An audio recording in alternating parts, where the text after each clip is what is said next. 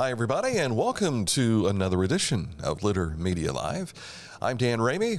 The icon Mike Smith is to my immediate right, and over there is Mr. Hand 2. That is Aaron Glandon, who was on camera last night. Camera duty, shooting pictures, and he's going to have a busy week of doing that all week long. You said duty. I did. Duty. And that's on your mind because you just went to the little boy's room and you just walked in. Is that what you're saying? Yeah, okay. Exactly. We have gone how many years without sophomoric humor, Mike? And then you need it. We ever did go without it? It keeps you young. It does keep you young. It does. All right, welcome to the program. And we are ready to talk about things going on in the Scioto Valley this week. Not only here, but beyond that as well. So we've got some sharing to do for you here momentarily. But first, let's start with this forecast. It is still cold outside, and there's still ice in some areas where the water has run off onto the roadways. Well, the sun, it was well below freezing yesterday, but the sun was out enough that it did eat into that snow a bit. And that could be a little bit of a replay today with some refreezing tonight. But there's also a chance of snow in the overnight hours tonight into tomorrow morning. Temperatures, again, will be around 21 for a high today, 23 tomorrow, 10 the actual temperature low for tonight. Yeah, I'm looking on the screen here. There are no 20s at all. It is all in the teens or the low 10s, I guess. 10, I think, is the lowest that we're looking at here on the screen. That's chilling when the wind kicks up. Really chilling. But take heart, 41 on Sunday, Monday, 48 next Wednesday, a week from tomorrow, and 51 a week from Thursday. Yes. Thank you, Buckeye Chuck. Just thankful we haven't had what the folks down in Tennessee and Kentucky. That's awful down there. And I also thought that, that rain that we received Saturday evening, I thought to myself, boy, if it was colder, we'd be digging out of close to 20 inches of snow. Yeah. So grateful for that. But you're right. I was watching someone with a pickup truck with a blade in front, which normally we push snow with that. This guy was pushing mud down in Kentucky. So thoughts are certainly with them. All right, coming up in a moment to look at what's making news for us today. But first, let's tell you about Haynes Total Healthcare Center. Chiropractic, physical therapy needs, nutritional needs. They've been doing all that now for 5 decades. Their anniversary last year, 1974. So now it's beyond 5 decades. If you want to learn more about what the services they provide, meet the doctors, and more, click on this ad anywhere you see it at littermedia.com, and it takes you to HaynesHealth.com, where you can find out more details about Haynes Total Healthcare Center.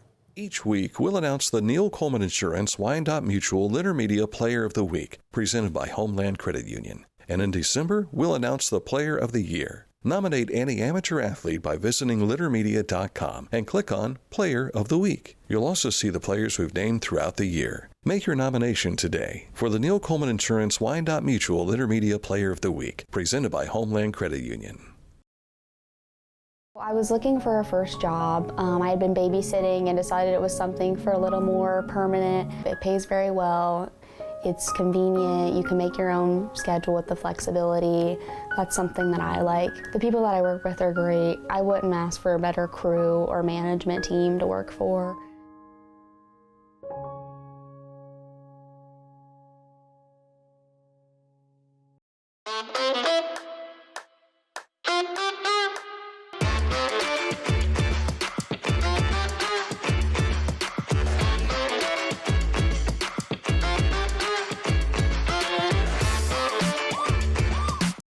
Discover Ross County. From the breathtaking outdoor adventures to the historic sights of Chillicothe and family-friendly events and festivals. Explore more at visitchillicotheohio.com or download the free mobile app today. The Bean Foundation wants to raise awareness about suicide prevention by sharing 988. Trained crisis counselors are available to talk 24/7, 365 days a year. 988. Save the number. Save a life. If you want to learn more about the Bean Foundation and what they do, Click on this ad anywhere you see it at littermedia.com, and it takes you to a page that has their detailed information for 988 and the Bean Foundation. News you'll find at littermedia.com, but not only there, but on our social media sites as well. All that contact information is in the upper right-hand corner. You see all those little icons there for X, Facebook, YouTube, for Spotify. I think Instagram is up there, and Litter Media Radio. Find it all at littermedia.com. A lot of thoughts going towards the Ross County Sheriff's Office today. A couple of things that they're dealing with right now. And Sheriff Lavender, first of all, earlier in the day yesterday, reported the loss of Canine Michael Blue, or Mike, the four-legged deputy, passed Monday from cancer. Canine Mike was an explosives detection canine, and his handler, Thomas, keep them in your prayers. Mike was kind of like a family member. And later yesterday afternoon, an officer-involved shooting. So just a lot of thoughts and prayers going over to those folks right now. Absolutely. Petland Charities is proud to support American Humane Society's heroic efforts to rescue, care for, and protect animals displaced by the recent Los Angeles area wildfires. To assist American Humane Society's work, Petland Charities has donated $6,000, which boosted to a $12,000 donation through the organization's dollar-for-dollar matching program. Did receive word, this would have been over the weekend, I think, maybe Friday or Saturday, that a classmate of mine, maybe you remember me talking about Diana Blaney, who was part of the Mars rover program. Yeah. She went to Stanford and everything. Come to find out, she lost her home in the wildfires. She said she is okay. Her cats are okay, but everything else a total loss. So thoughts again. Continue. You can't forget that these things happen. They get out of the news cycle, but those folks are still dealing with those things out west. Laura Jo Hawk has been named the new president of the Adena Health Foundation, and already she wants to know what's important to you when it comes to the health of our community.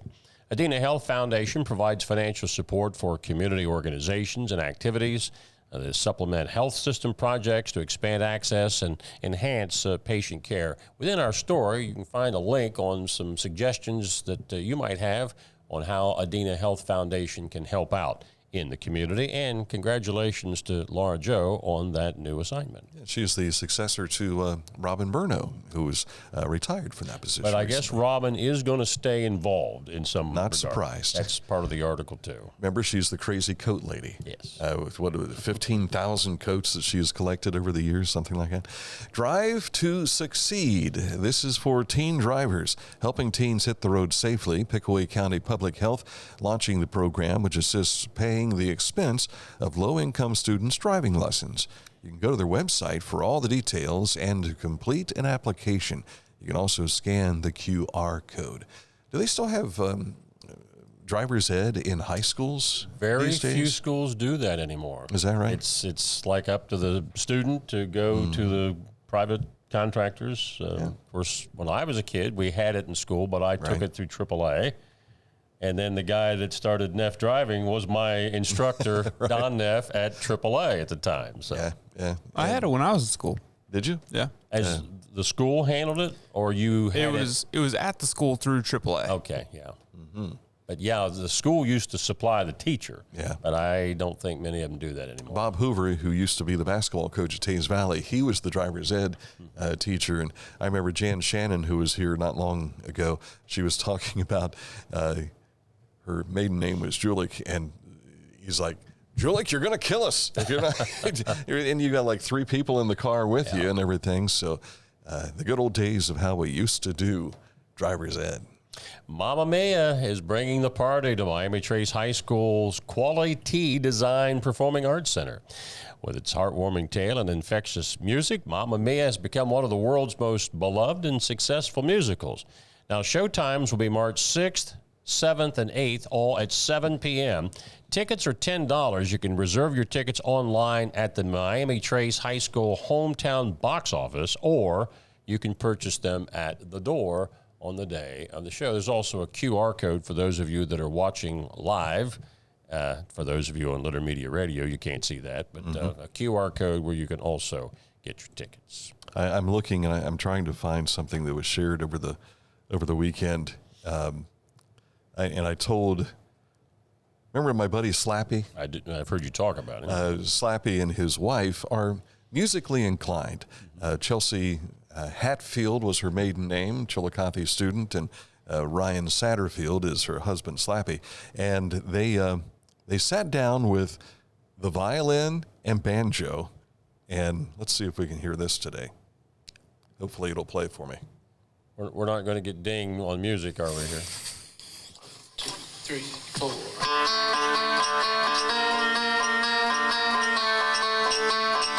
See if this sounds familiar to you.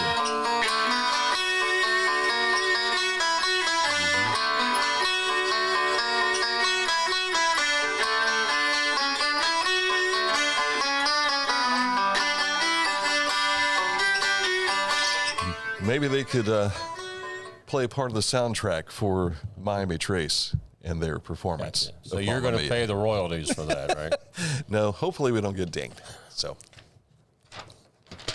also, Pike County has had a lot of success here the last couple of summers with a school bus derby.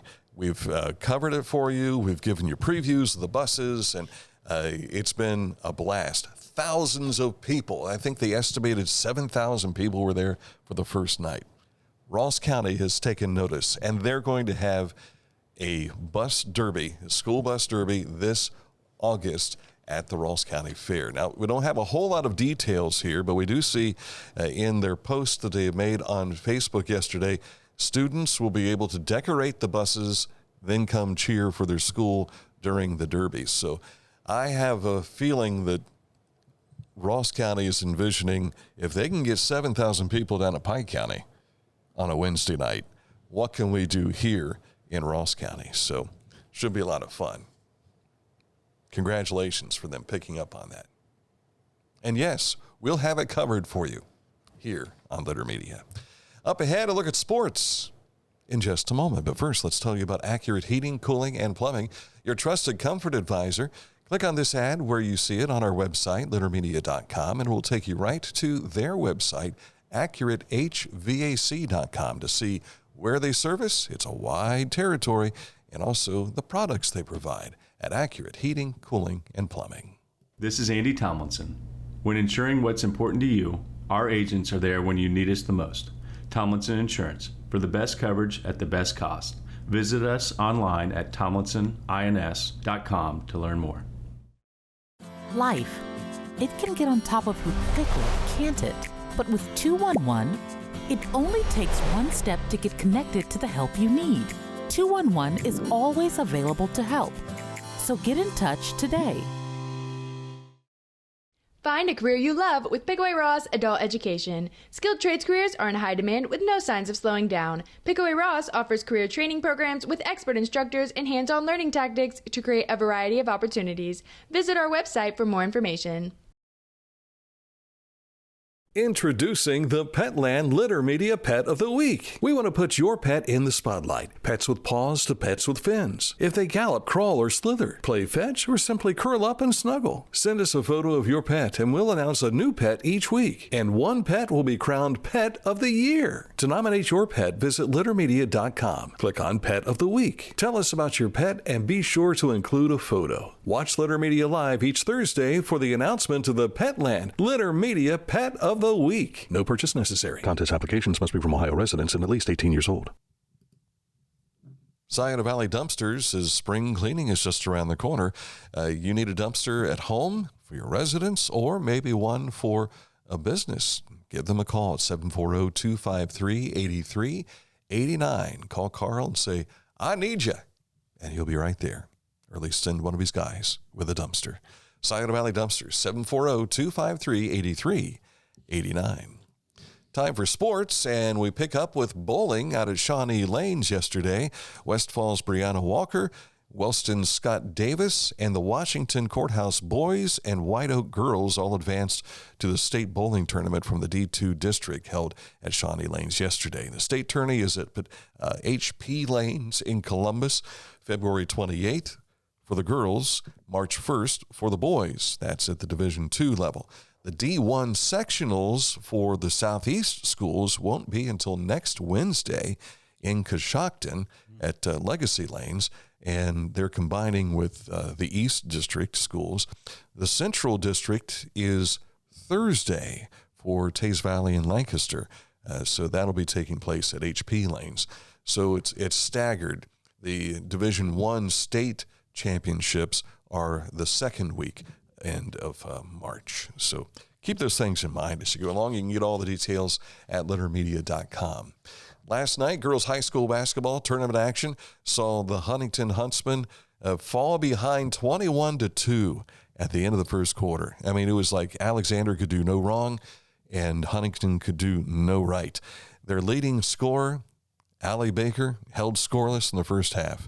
Then she went off for 15 in the third and 15 more in the fourth quarter, hit a three-pointer to make it 54-51, and I thought, this is it. Huntington is going over the top. They're going to win this thing. But unfortunately, 3 possessions later, they found themselves down 7 points.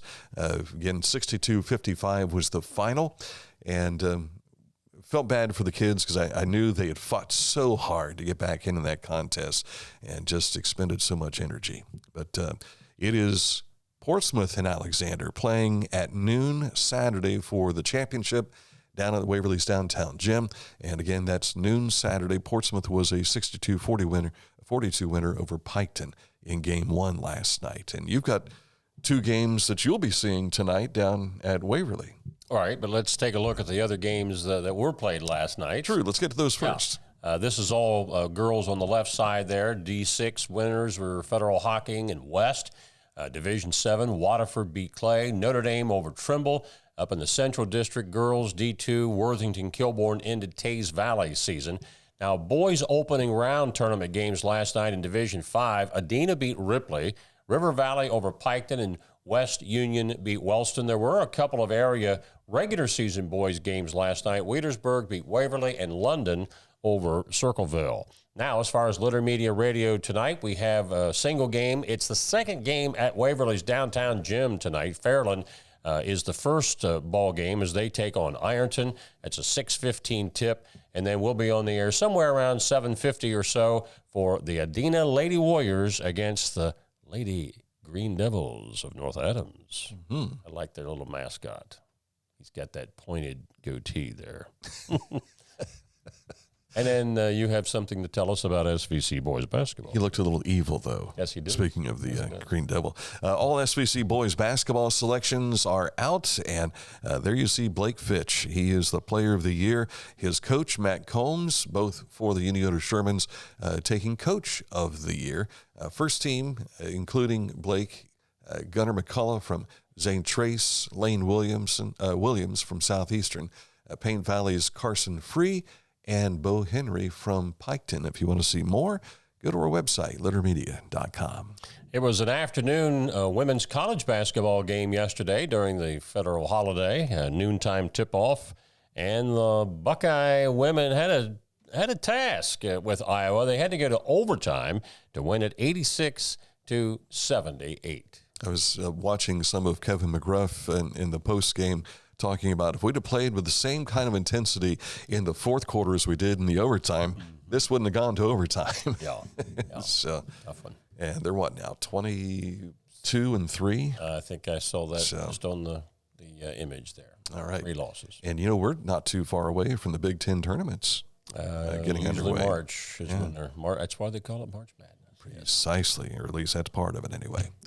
Just ahead, this date in history, we go back to when? 1885. 1885. Next. Litter Quality Propane, 92 years of serving users in southern and central Ohio. Reliable supply, reliable service, reliable people. Litter Quality Propane.